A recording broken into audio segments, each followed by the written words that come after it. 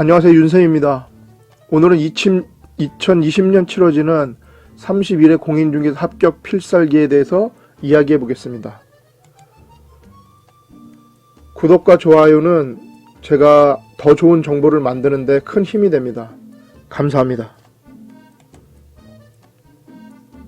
오늘의 목차는 첫 번째는 마음가짐이고요. 두 번째는 남은 기간 공부 방법, 세 번째는 오늘부터 시험 전날까지의 패턴, 그리고 네 번째는 시험 전날과 시험 당일은 이렇게 하자, 다섯 번째는 객관식 문제는 이렇게 풀자, 여섯 문제는 맞히며, 이렇게 구성되었습니다. 그리고 제가 어디에서 협찬을 받거나 학원을 홍보하거나 이런 건 절대로 아닙니다.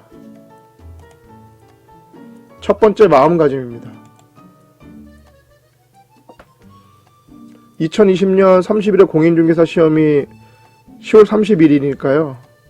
약 10개월 정도 남았습니다. 그래서 제가 먼저 시험을 보고 현업을 하고 있는 공인중개사로서 미래의 경쟁자이자 동업자가 될 여러분들에게 몇 가지 당부의 말씀을 드리고자 합니다. 혹시 지금 공부를 하면서도 내가 합격할 수 있을까 이런 고민을 하고 계신다면 여러분도 아시겠지만 그런 고민은 가장 쓸데없는 고민입니다. 지금 공부하고 계시다면 남은 기간 열심히 공부하시고 시험을 보세요. 고민은 그 다음에 하든지 말든지. 자, 두 번째는 남은 기간 공부 방법에 대해서 이야기해 보겠습니다.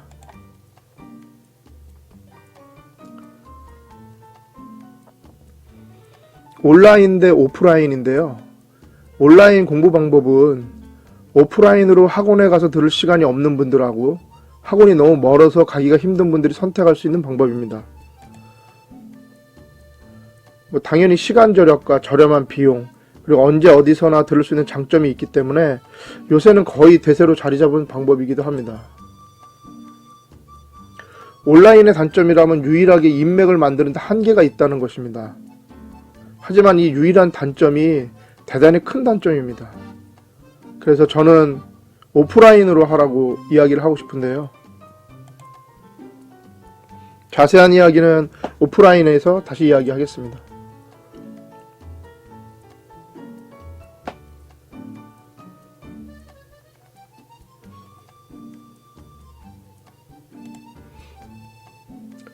온라인 방법에 비해서 비용도 많이 들죠. 그 다음에 시간도 더 많이 드는 방법입니다. 오프라인은. 그래서 많은 사람들이 당연히 또 기피하는 방법이기도 합니다. 그런데 이렇게 많은 단점 중에도 제가 오프라인으로 하실 것을 권하고 싶은 방법은요. 이유는 단 하나, 인맥을 만드는 첫 시작이기 때문입니다. 여러분들이 시험을 합격하시고 이 자격증을 장롱에 넣어둘 뿐이시라면 상관이 없는데요. 공인중개사로서 일을 하실 분들은 반드시 필요한 게 인맥입니다. 그 중에서도 서로 간의 공인중개사 인맥은 가장 인맥 중에 중요한 인맥이고요. 제가 학원을 다니지 않고 공부를 한 다음에 나중에 정말 후회를 많이 했습니다. 그래서 여러분들에게 가능하시다면 반드시 학원을 다니시고 인맥을 구축하라고 말씀드리고 싶습니다.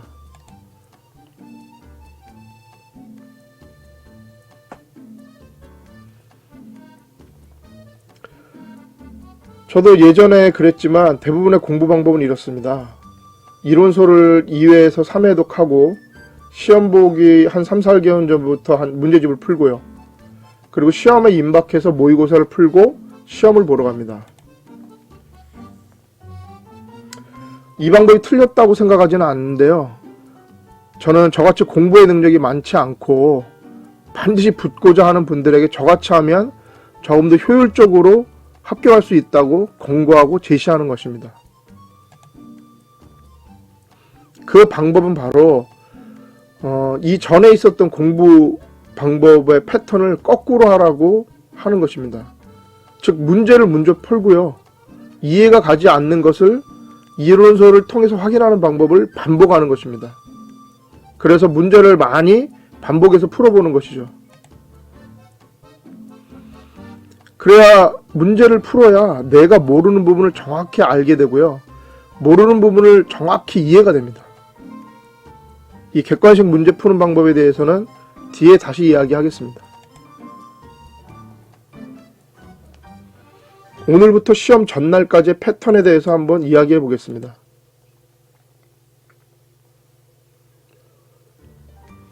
오늘부터 시험 전날까지의 패턴에 대해서 한번 이야기해 보면요. 될 수 있으면은 시험 당일하고 똑같은 패턴을 유지하고자 노력하셔야 되는 겁니다. 제가 그렇게 하지 않고 밤에 공부하고 늦게 자는 버릇을 한번 예전에 한 적이 있는데요. 그래서 다른 시험을 크게 실패한 경험이 있습니다. 혹시 직장을 다니면서 공부를 해야 해서 시험 당일과 똑같은 패턴을 유지하는 것이 불가능한 분들이 있을 것입니다.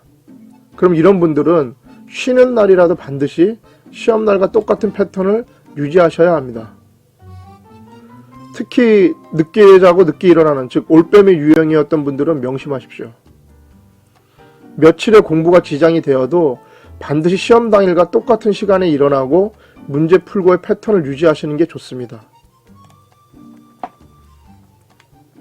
만약 그렇게 하지 않으시면 시험 당일날 절대로 좋은 컨디션으로 시험을 보기가 어렵습니다. 이왕이면 아침에 일어나는 시간과 공부하는 시간도 최대한 시험 보는 당일과 똑같은 시간에 맞춰서 일어나고 똑같은 시간에 공부한 다음에 편하게 쉬는 것이 제일 좋은 방법입니다. 시험 전날과 시험 당일은 이렇게 하십시오.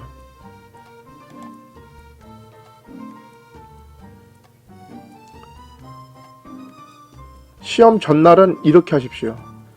시험 당일날 일찍 일어나서 준비하는 게 좋습니다. 그래서 시험 전날은 조금 일찍 잠을 자시는 게 좋고요. 그러기 위해선 저녁을 먹고 약간 땀이 날 정도로 걸을 것을 저는 권하고 싶습니다. 그렇게 해서 몸을 조금 피곤하게 만들어서라도 시험 전날은 일찍 자고 시험 당일은 일찍 일어나야 합니다. 시험 당일은 이렇게 하셔야 합니다. 당연한 이야기겠지만 시험장에 일찍 가는 것이 좋습니다. 시간이 촉박해서 시험장에 도착하면 모든 리듬이 깨져서 좋은 컨디션을 유지하기가 어렵습니다. 일찍 가서 화장실도 미리 다녀오시고 서브노트도 보십시오. 이때 서브노트는 빨리빨리 훑어보는 것이 좋습니다.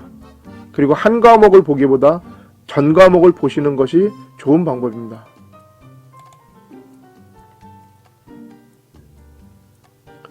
다섯 번째, 객관식 문제는 이렇게 풀자.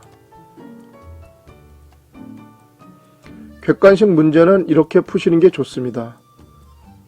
일단은 문제가 짧은 것부터 풀고 문제가 길거나 계산 문제는 나중에 푸십시오. 그리고 나중에 풀 문제는 문제에 표시를 해두시면 됩니다. 뭐 동그라미를 해두시든지 아니면 뭐 별표를 해두시든지. 두 번째, 모르는 문제도 나중에 푸시는 겁니다. 문제를 보는 순간 아는 문제는 바로 풀고 생소한 문제는 뒤에 푸시는 겁니다. 당연히 뒤에 풀 문제도 앞에 얘기한 것과 똑같이 문제에 표시를 해두시면 됩니다. 뭐 별표나 뭐 체크나 동그라미 등등. 많이 아시겠지만 극단적인 말을 사용하면 대개 오답입니다. 항상, 오직, 만, 뿐, 늘, 언제나, 모든 등. 극단적인 말을 사용한 문장은 대개 거짓일 가능성이 높습니다. 저는 시험 볼 때 이렇게 했습니다. 저는 앞에서 이야기한 방법으로 시험장에서 문제를 풀었는데요. 즉 문제가 길거나 생소한 문제를 제외하고는 아는 문제를 최대한 빨리 풀었습니다. 그리고 나서 답안지 1차 마킹을 했습니다. 1차 마킹을 하고 나니까 내가 어느 정도 문제를 풀었다는 게 인식이 되니까 좀 마음이 좀 안정이 되어서 문제를 더 효율적으로 푼다고 느껴졌습니다.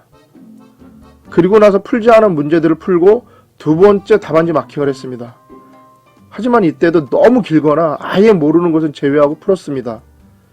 그리고 나서 시간을 확인한 다음에 긴 문제 중에서 아는 문제를 풀고 나머지는 찍었습니다. 제 방법은 문제를 푸는 아주 여러 가지 방법 중에 하나입니다. 절대로 정답이라고 할 수는 없습니다. 여러분이 하던 방식이 있다면 꼭 바꾸라고 하고 싶지는 않습니다. 하지만 참고를 하시라고 말씀드리고 싶습니다. 마치며